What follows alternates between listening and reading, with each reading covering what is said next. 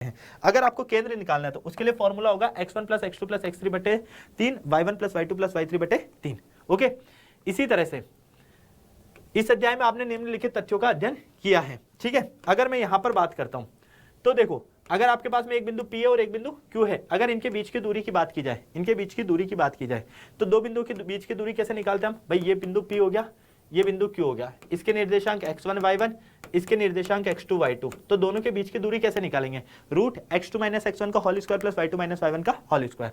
और अगर आपके पास में कोई बिंदु है, ठीक है, फॉर एग्जाम्पल यहां पर कोई बिंदु है P और ये हो गया इसका मूल बिंदु, इस मूल बिंदु से इस P बिंदु की दूरी अगर आपको निकालनी है तो डायरेक्ट फॉर्मूला होता है हमारे पास में root x square plus y square. Okay, same चीज अगर आपके पास में कोई भी दो बिंदु है, ठीक है, ये बिंदु P और ये बिंदु Q, इसके निर्देशांक x1 y1, इसके निर्देशांक x2 y2। क्लियर?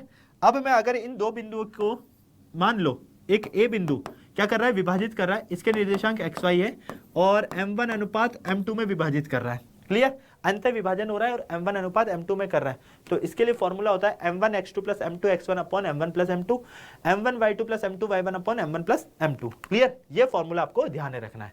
ओके, मध्य बिंदु के निर्देशांक निकालने हैं। फॉर एग्जांपल ये P बिंदु है, ये Q बिंदु है, इसके निर्देशांक x1 y1 है, इसके निर्देशांक x2 y2 है। ठीक, आपको इस A बिंदु के निर्देशांक निकालने हैं xy, तो इसके लिए क्या करोगे?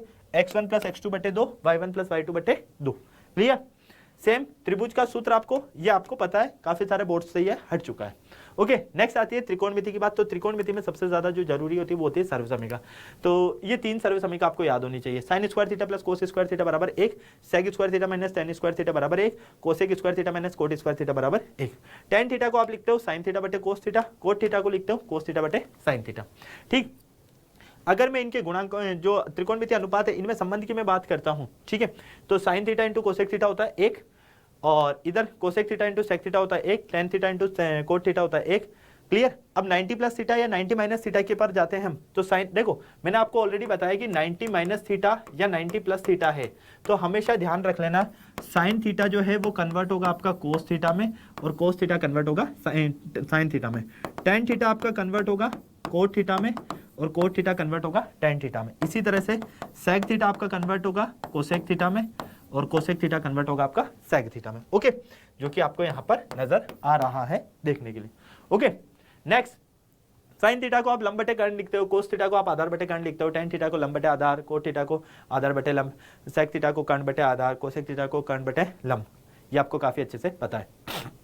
ठीक है, इनके गुणांक में एक ये वाला जो संबंध मैंने बताया था वो किस तरह से है, वो ये रहा।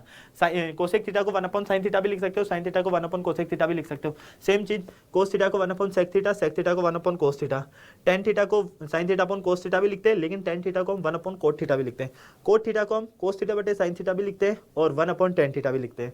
ओके, पूरे रीजंस के साथ में आपको सारी चीजें यहाँ पर नजर आ रही है, और एक ही सर्वसमीका से हम कैसे और अलग अलग सर्वसमीका हम बना सकते हैं, ये आपको यहाँ पर देखने को नजर आ रहा है।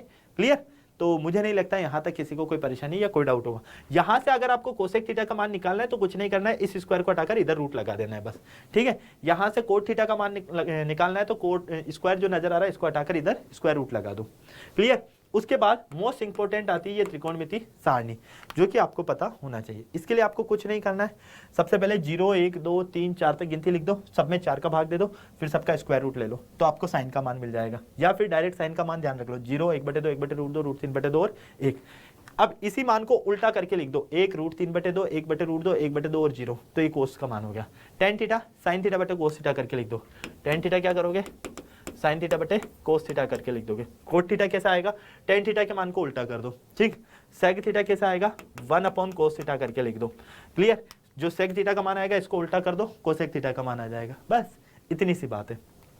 ओके, नेक्स्ट आता है आपके पास में वृत्तों से संबंधित क्षेत्रफल। अब वृत्तों से संबंधित क्षेत्रफल, देखो एक वृत्त की जब भी बात की जाती है, ठीक है, एक वृत्त की जब भी बात की जाती है तो वृत्त में बहुत सारी चीजें होती है। वृत्त में त्रिज्या होती है, व्यास होता है, ठीक है, उसकी परिधि की भी बात की जाती है। इसके अलावा इसमें जो है हम अलग अलग टाइप से छेदक रेखा की तरफ चले जाते हैं, है ना, सेक्टर चले जाते हैं, सेगमेंट चले जाते हैं, मतलब कि वृत्तखंड देख लेते हैं, त्रिज्याखंड देख लेते हैं, बहुत सारी चीजें, व्यास आ जाता है इसमें, है ना, तो बहुत सारी चीजें आती हैं। ठीक है, तो यह आपको पता है कि वृत्त का केंद्र है। अब ओ से सी तक की जो ये डिस्टेंस नजर आ रही है ये क्या है, त्रिज्या हो गई।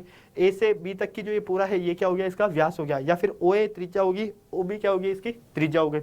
देखो वृत्त का क्षेत्रफल पाई आर स्क्वायर होता है। वृत्त की परिधि, परिधि मतलब कि चारों तरफ की दूरी, इसको 2 पाई आर लिखते हैं। अर्धवृत्त का क्षेत्रफल, वृत्त के क्षेत्रफल का आधा कर दो, अर्धवृत्त का क्षेत्रफल हो जाएगा, ठीक है, 1/2 पाई आर स्क्वायर, ठीक है। त्रिज्यखंड का क्षेत्रफल पाई आर स्क्वायर थीटा बटे 360।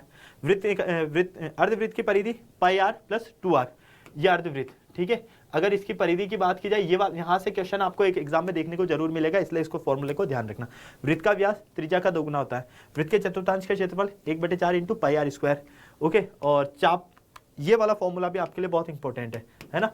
चाप का फॉर्मूला, वृत्त के चाप का फॉर्मूला क्या होता है, पाई आर थीटा बटे 180, ये ध्यान में रखना है, ओके। इसके अलावा त्रिज्यखंड की बात कर लेते हैं हम। तो त्रिज्यखंड का क्षेत्रफल, त्रिज्यखंड का मतलब क्या होता है, त्रिज्यखंड से सीधा सीधा सा मतलब है, ये आपके पास में वृत्त है, ये इसका केंद्र है, ठीक है। तो ये वाला जो एरिया देख रहे हो आप, ये वाला जो एरिया देख रहे हो आप, ये हो गया इसका त्रिज्यखंड, ठीक है। तो त्रिज्यखंड का क्षेत्रफल होता है थीटा बटे 360 इंटू पाई आर स्क्वायर, ठीक। फिर त्रिज्यखंड का परिमाप, परिमाप होता है आपके पास में थीटा बटे 360 into 2 pi are plus 2r। और लघु वृत्तखंड का क्षेत्रफल पाई आर स्क्वायर थीटा बटे 360 minus 1/2 r square sine theta.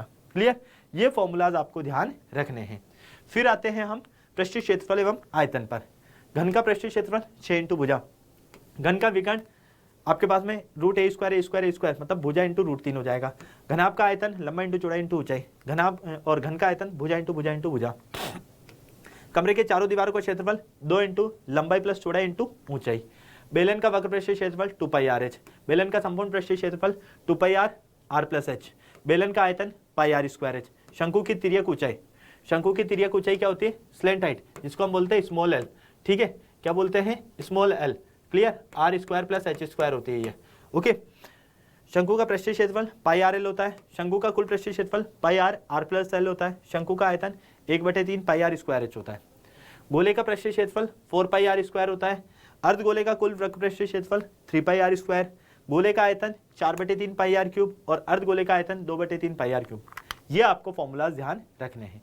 फिर आयत का परिमाप 2 गुना लंबाई प्लस चौड़ाई। आयत का क्षेत्रफल लंबाई गुणा चौड़ाई। वर्ग का परिमाप जो होता है 4 इंटू भुजा होता है। वर्ग का क्षेत्रफल भुजा स्क्वायर होता है। समांतर चतुर्भुज का क्षेत्रफल आधार इंटू ऊंचाई। त्रिभुज का क्षेत्रफल 1/2 आधार इंटू ऊंचाई। हीरो का सूत्र ये तो आपको है नहीं सिलेबस में, बस एक जनरली में बता देता हूँ, ठीक है। ये सारी चीजें बस नॉर्मली आपके काम आती है। जो देखो त्रिज्यखंड की चाप की लंबाई, ये वाला फॉर्मूला आपको ध्यान में रखना है, बाकी तो आप लोग जो है याद रख लोगे, लेकिन वो बहुत ज्यादा जरूरी है। और त्रिज्यखंड का क्षेत्रफल ये तो अभी मैं बता चुका हूँ। घनाभ का पृष्ठीय क्षेत्रफल बता चुका हूँ और घनाभ का विकर्ण भी हम देख चुके हैं, ठीक है। नेक्स्ट हम बात करते हैं सांख्यिकी। अब सांख्यिकी में बहुत सारे जो है फॉर्मूलाज हमें कंफ्यूज करते हैं। देखो सांख्यिकी में एक चीज ध्यान में रखना है, इसमें माध्यक और माध्यक और आपका बहुलक जो होता है, केंद्रीय प्रवृत्ति के क्या होते हैं, माप होते हैं, ठीक है। अब अगर मैं बात करता हूं जनरली, तो माध्य निकालने के लिए मेरे पास में 3 विधियां होती है। कितनी विधियां होती है, 3 विधियां होती है। पहली प्रत्यक्ष विधि, ठीक। दूसरी कल्पित माध्य विधि और तीसरी पग विचलन विधि, ठीक है। ये 3 विधियां मेरे पास में होती हैं, क्लियर। अब देखो इसमें अलग अलग चीज आती है कि वर्गीकृत आंकड़ों के लिए माध्य निकालना है या अवर्गीकृत आंकड़ों के लिए माध्य निकालना है। तो यहाँ पर अगर आप देखोगे वर्गीकृत आंकड़ों के लिए, तो प्रत्यक्ष विधि का फॉर्मूला होता है summation of fi xi upon summation of fi, ठीक है। कल्पित माध्य विधि का फॉर्मूला होता है a plus summation of fi di upon n, okay. अब di कैसे निकालते हैं, di निकालते हैं हम xi में से a को माइनस करके, ये भी ध्यान में रखना, क्योंकि यहाँ पर di आया है ना, तो di कैसे निकलेगा, तो ये यहाँ से निकलेगा, ओके। पग विचलन विधि भी बोलते हैं, पद विचलन विधि भी बोलते हैं। तो इसका फॉर्मूला होता है हमारे पास में a plus summation of fi ui upon summation of fi into h, ठीक है। अब ये ui कैसे निकलेगा, तो ui निकलता है xi में से a को माइनस करोगे, मतलब कि यहाँ पर जो आपने d निकाला है ना, इस d में आपको कुछ नहीं करना, बस h का भाग देना है। भाई xi माइनस a का मतलब क्या हो गया, d हो गया, तो इसमें आपको h का भाग कर देना है, ओके। अब बात करते हैं हम माध्यिका की। माध्यिका और माध्यक एक ही चीज है, ध्यान रखना, ठीक है। जब प्रेक्षणों की संख्या अगर विषम है, तो उस केस में हम क्या कहेंगे, माध्यक निकालने के लिए n+1/2, ठीक है। और अगर प्रेक्षणों की संख्या अगर सम आ जाती है, तो इसके लिए हम निकालते हैं n/2 और n/2 + 1/, फ्रैक्शन, ठीक है, और बटे 2 कर देते हो आप लोग, जो आपको अच्छे से पता है। बहुलक का फॉर्मूला बहुत अच्छा आसान है, ठीक है, इसको लिखते हैं L plus F1 minus F0 upon 2F1 minus F0 minus F2 और इंटू H। अब F1 क्या है, बहुलक वर्ग की बारंबारता है, F0 बहुलक वर्ग से पहले वर्ग की बारंबारता, F2 बहुलक वर्ग के आगे के वर्ग की बारंबारता, और Z बहुलक का वर्ग चिन्ह है। L से मतलब बहुलक वर्ग की निम्न सीमा है, H का मतलब बहुलक वर्ग का जो अंतराल आ रहा है वो आपको देखना है, ठीक। इसके अलावा माध्यिका निकालने का सूत्र, माध्यिका को कैपिटल N से डिनोट करेंगे, इसका सूत्र होता है L plus n/2 minus F upon small CF भी लिखते हैं यहाँ पर, है ना, CF भी लिखते हैं हम, कैपिटल F से मतलब यहाँ पर CF है, संचय बारंबारता है, ठीक है, इसको हम CF भी लिखते हैं, ध्यान रखना, ठीक है। तो यहाँ पर आप लोग CF भी देखोगे बहुत सारी जगह, तो एक ही बात है दोनों, n/2 minus capital F upon small f into H, okay. Next प्रायिकता। अब प्रायिकता बहुत आसान है आपका, है ना, सबसे आसान लगता है आपको प्रायिकता। इसमें आपको ये चीज ध्यान रखना, प्रायिकता का मतलब क्या होता है, संभावना होता है कुल मिला के, ठीक। तो किसी भी घटना की अगर आपको प्रायिकता निकालनी है तो इसके लिए फॉर्मूला होता है अनुकूलित परिणाम बटे कुल परिणाम। अनुकूलित परिणाम मतलब कि अपने लिए परिणाम, है ना, मतलब अपने अनुकूल जो परिणाम आ रहे हैं, ओके, और बटे जितने भी उससे परिणाम निकल रहे हैं टोटल, उसका डिवाइड कर दोगे तो उस घटना की प्रायिकता आ जाएगी। किसी भी घटना की प्रायिकता अगर नहीं है, कोई भी घटना घटित नहीं हो रही है और उसकी प्रायिकता क्या होगी, तो एक फॉर्मूला ध्यान रखना, किसी भी घटना की घटित होने की प्रायिकता प्लस किसी भी घटना की घटित नहीं होने की प्रायिकता। घटना की घटित होने की प्रायिकता, घटना के घटित नहीं होने की प्रायिकता, दोनों का योग होता है 1। अगर आपको यहाँ से कोई भी घटना घटित होने की प्रायिकता निकालनी है तो 1 माइनस कर दो कोई भी घटना घटित नहीं होने की प्रायिकता को। अगर आपको कोई भी घटना घटित नहीं होने की प्रायिकता निकालनी है तो 1 माइनस कर दो कोई भी घटना घटित होने की प्रायिकता, ओके। इतना सा आपको ध्यान रखना है, क्लियर। चलो नेक्स्ट, यदि कोई घटना घटित होने निश्चित हो तो उस घटना की प्रायिकता कितनी होगी, 1 होगी, ये ध्यान रखना। यदि घटना घटित होना असंभव है तो उसकी प्रायिकता हमेशा 0 होगी, ये भी ध्यान रखना। किसी भी घटना की प्रायिकता का योग, है ना, प्रायिकता कर लो यहां पर, किसी भी घटना की प्रायिकता का योग 1 से अधिक नहीं हो सकता है, ठीक है। कोई भी घटना की अगर प्रायिकता की बात की जाए तो वो 1 से अधिक नहीं होगा, उसका योग केवल और केवल 1 ही हो सकता है, क्लियर।